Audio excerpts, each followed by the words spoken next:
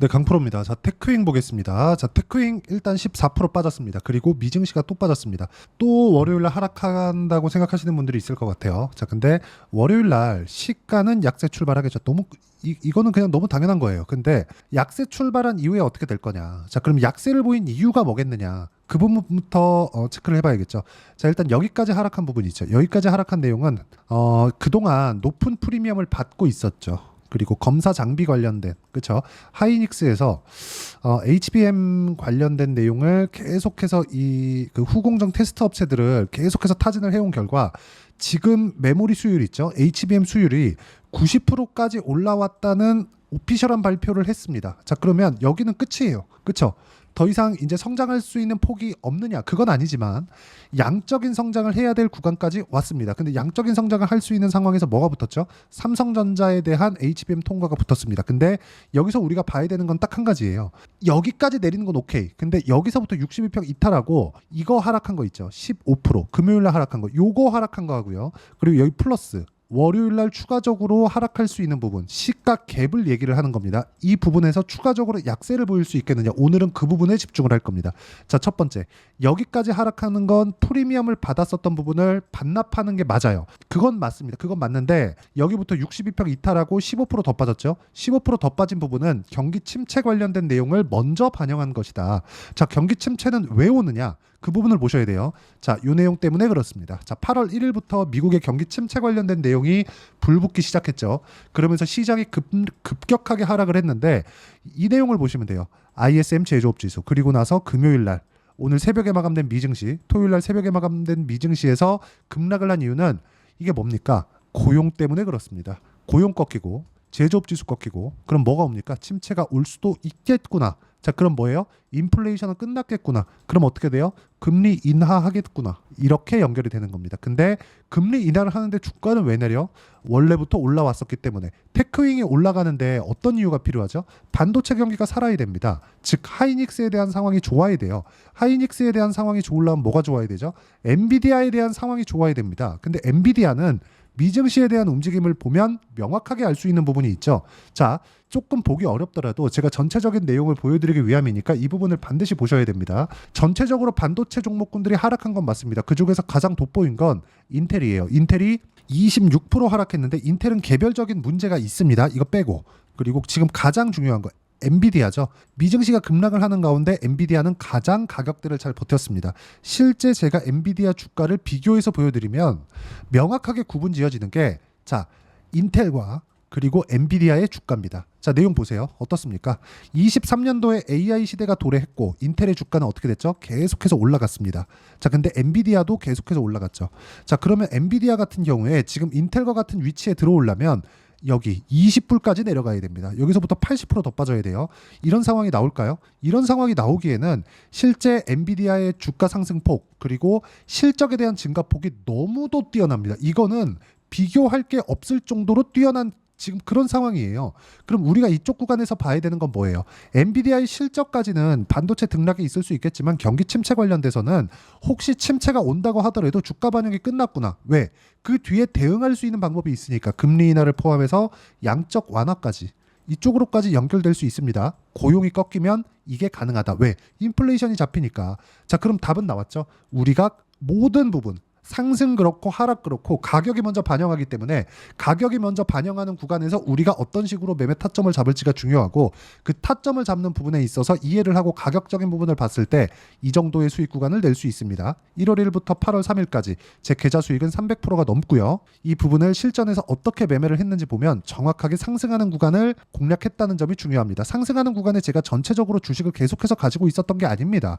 자, 내용 보시면 올라가는 구간에서 매매를 했을 때 꾸준하게 수익이 발생하는 부분, 이런 부분이 발생하기 때문에 매매하는 과정에서 내가 가격을 보는 건 너무 중요하다.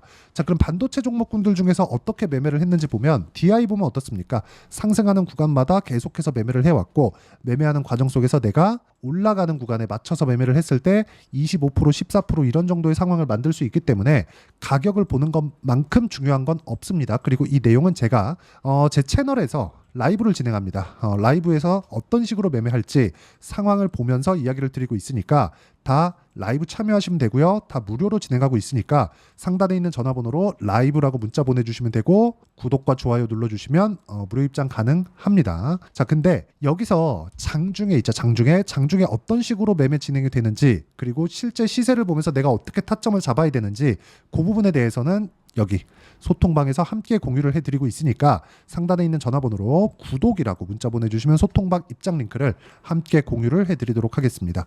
자, 그러면 가장 중요한 거 가격이라고 제가 누차 말씀드렸죠. 그 가격 기준에서 우리가 테크윙을 봤을 때 지금 어떤 위치에 있는지를 다시 보겠습니다. 자, 테크윙은 지금 하고 있는 일이 있습니다. 반도체 검사 장비. 자, 그리고 반도체 검사 장비는 지금 굉장히 중요한 역할을 합니다. 검사는 뭐예요? 만들고 나서 수율이 어느 정도 나오는지 그 높이는 역할을 합니다. 테스트를 하면서 어디에 문제가 있는지 어떤 공정을 계속해서 개선을 해야 되는지를 지속적으로 피드백을 해줍니다. 자, 그게 지금 테크윙의 결합 검사, 전기적인 특성 검사, 신뢰성 테스트 이런 부분입니다. 이걸 제가 이해를 돕기 위해서 하나하나 써가면서 이야기를 드리도록 하겠습니다. 자, 이 부분에 대해서 이해가 된다면 여러 가지 부분들이 해소가 될 겁니다. 아까 전에 말씀드렸죠? 자, 첫 번째 결함 검사가 있고요. 결함 검사는 HBM 다이와 TSV 연결부의 결함을 검사합니다. 미세한 결함도 성능에 큰 영향을 미칠 수 있기 때문에 고정밀 검사가 필요하다. 이런 부분을 테크윙에서 맡고 있는데 이런 부분이 어디랑 영향을 미치느냐? 하이닉스의 영업이익하고 연관이 되는 겁니다. 자, 웨이퍼를 놓고 여기서 반도체를 만들어 두죠. 그렇죠? 반도체를 만드는데 웨이퍼 한 장당 가격이 비싸다 보니까 웨이퍼 하나에서 나오는 반도체, 그렇죠? 실제 쓸 수 있는 양질의 반도체를 어느 정도 사용할 수 있는지 그 부분이 높아지면 높여질수록 수율이 높아진다고 표현을 합니다. 그런 부분을 높이는 역할을 하고요. 자, 두 번째, 전기적 특성 검사, HBM의 전기적 특성을 검사해서 각 다이와 전체 모듈의 동작이 정상적인지 확인한다. 이것도 아까 전에 말씀드렸죠. 계속해서 수율을 높이는 작업에 들어갑니다. 자, 세 번째, 신뢰성 테스트입니다. HBM이 고온, 고습, 다양한 환경 조건에서 안정적으로 동작하는지 테스트합니다. 그쵸? 자, 지금 HBM 이야기를 할 때 삼성전자에서 못하고 있는 부분이 뭐였죠? 고온입니다. 그쵸? 고온이에요. 높은 열을 잡아야 되는데 높은 열을 잡을 수가 없는 겁니다. 그러면 열을 낮추기 위해서 어떠한 이 문제점을 잡아야 되는데 그걸 잡기 위한 조건을 삼성전자에서 못 맞추고 있는 겁니다. 실제 HBM3는 통과를 했다고 하지만 그게 지금 빅테크에서 사용하는 쪽으로 들어가는 게 아니라 중국 쪽 저가형 제품에 들어갑니다. 이것조차도 사실상 많이 불편하죠. 근데 하이닉스에서는 이런 부분을 테크윙 장비를 통해서 해결했다는 부분이 중요하고 이런 부분과 함께 다른 부분도 있지만 사실상 이것보다 더 중요한 게 주가라고 볼 수가 있겠죠. 주가에 대한 언제 공략하고 언제 타점을 잡아야 되는지가 중요한데 이런 부분이 어디서 발생한다? 실적보다 먼저 올라가는 가격에 의해서 발생한다. 그리고 테크윙은 추가 상승이 가능하지만 테크윙이 추가 상승을 하기 위한 조건은 딱 한 가지죠. 실적이 앞으로 좋아지겠는가. 근데 좋아지는 부분, 좋아지는 그 기준치가 계속 낮게 위치해 있었을 때는 어떻게 될까요? 지금 실적은 나쁘지만 앞으로 좋아질 수 있는 조건이 만들어지겠고 앞으로 좋아질 수 있는 조건은 지금 낮아야 된다는 거죠. 올해 예상치가 600억입니다. 근데 600억인데 시가총액 어느 정도죠? 1조 6천억. 그렇죠? 자, 그럼 여기까지 보면 600억을 달성한다고 하더라도 1조 6천억의 지금 시가총액은 낮은 시가총액이라고 볼 수는 없습니다. 그렇죠? 자, 보세요. 600억의 10배 6천억 곱하기 3 1조 8천억이죠. 대략 20 몇 배 정도의 시장 평가를 받고 있는 거예요. 평균적으로 성장주들의 평균 PER이 25배에서 30배 정도가 나옵니다. 딱 여기에 걸려 있는 겁니다. 자, 그러면 이쯤 구간에서는 반등이 나와야 되는 게 맞아요. 자, 그런데 여기서 빠지는 건 뭐예요? 미국의 경기 침체를 먼저 반영하는 결과입니다.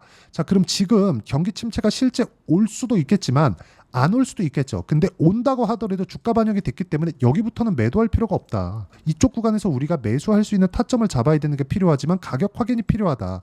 그런 부분을 이해했을 때 아까 전에 보셨죠? 제가 실제 매매를 어떻게 진행하는지 확인하고 매매를 진행하는 부분, 이런 부분을 어떤 식으로 해야 되는지를 제가 라이브에서 함께 공유를 해드리도록 할 테니까 상단에 있는 전화번호로 라이브라고 문자 보내주시면 제가 라이브 입장 링크 함께 공유를 해드리도록 하겠고 다 무료로 진행하고 있습니다. 자, 그러면 이런 가격 전략을 만들기 위해서 내가 어떤 식으로 공략을 해야 되는지 그쵸? 실제 매매 전략 관련돼서는 테크윙의 단기 보유 전략으로 매매 준비를 해왔고요. 그리고 단기 보유 전략은 2주 동안 내가 어느 정도 가격대의 매매 구간을 만들 것인지 그 내용에 대한 부분이고, 무엇보다 중요한 내용은요, 단기 보유 전략을 이용해서 제가 테크윙의 급락 구간, 그쵸? 급락 구간의 실시간 타점을 문자로 공유를 해드리도록 할 테니까 상단에 있는 전화번호로 테크윙이라고 문자 보내주시면 단기 보유 전략과 실시간 타점을 문자로 공유를 해드리도록 하겠습니다. 자, 어떤 식으로 매매 진행이 되어야 되는지 그 부분에 대해서 제가 이야기를 드린 거고, 이 내용에 맞춰서 어떻게 내가 가격 판단을 하고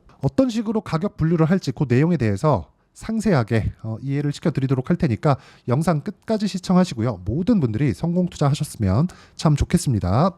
자, 24년도가 돼도 여전히 시장은 녹록지 못합니다. 이런 상황이 벌어지는 건 어쩔 수 없습니다. 이런 상황에서도 수익이 나는 종목들의 구조는 변하지 않습니다. 즉, 대시세 종목에 대한 구조는 변하지 않는다는 거고, 실제 제가 소통방에서 지속적으로 이야기를 드리고 있는 내용도 대시세 종목이나 시장 주도주를 공략하는 건 철저하게 가격 분석을 하라고 이야기를 드리고, 가격 분석 이후에는 이슈에 대한 파악, 그리고 이슈를 파악하고 나서는 다시 내가 얼마에 매수할지 그 타점에 대한 부분을 지속적으로 언급을 하고 있습니다.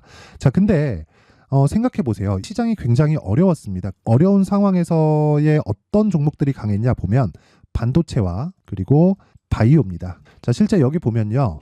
HLB에 제가 실제 매매한 내용을 띄워놓고 보여드리고 있는데, 1월 22일부터 매매를 시작해서 4일 동안 31%의 수익 마감이 됐고요. 그리고 여전히 신고가 종목입니다. 자, 그리고 그 다음 어보브 반도체, 이름을 보시다시피 반도체 종목이죠. 그리고 AI 반도체는 지속적으로 강세를 보이고 있습니다. 이 종목도 신고가를 먼저 달성한 이후에 제가 21%의 단기간에 21%의 큰 수익을 내고 마감이 됐습니다. 다시 재공략을 준비하고 있고, 이런 부분은 소통방에서 다 공유를 해드립니다. 자, 그리고 코세스, 자, 코세스 같은 종목도 당연히 그쵸, 신고가 종목이고요. 그리고 반도체 종목입니다. 이 종목도 영업일 기준에서 이틀 동안 대략 한 15%의 수익 마감이 됐습니다.